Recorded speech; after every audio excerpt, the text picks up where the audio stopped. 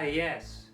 When it comes to the glorious, colourful Gothic horror of the 1950s and 60s, Terence Fisher is certainly one not to forget.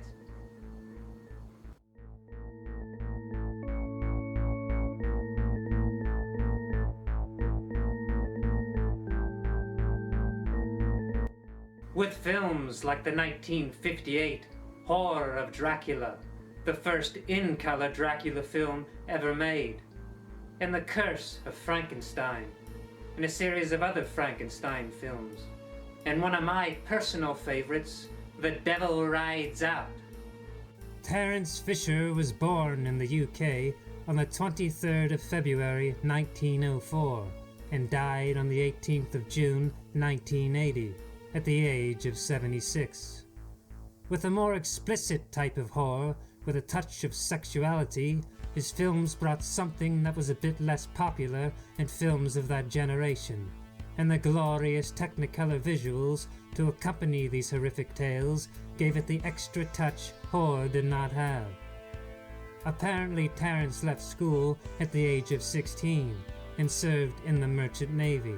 His first job in the film industry was working as a clapper boy at Lime Grove Studios in Shepherd's Bush in 1933.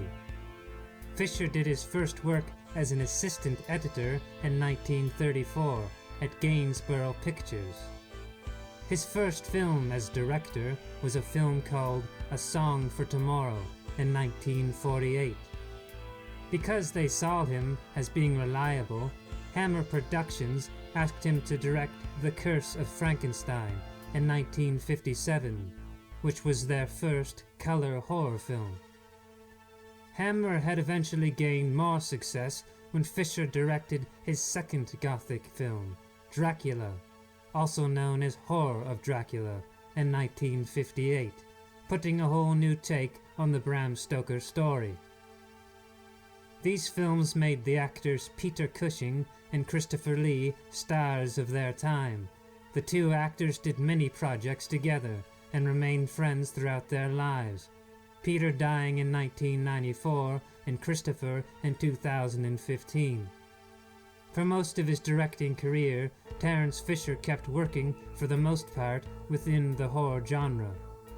Other films like The Mummy, 1959, and The Hound of Baskervilles, also 1959, and The Devil Rides Out, 1968. So I leave you with this. Horror cinema would just not be the same without the pictures Terence was involved in. He truly helped revolutionize the genre. Perhaps if someone else had directed these films specifically, they would not have been as monumental as they became. Some audience members of that time were probably mesmerized with what was in front of them, sitting in large cinemas with blasting vibrant colors and loud orchestral soundtracks, and dialogue hitting into their minds and souls to be left with a permanent memory to always look back upon, forever scarred with the realms of horror. Of course, what was to come in the 1970s and 80s up to the present day was not yet unveiled. But this was certainly a good beginning into taking horror to the next level.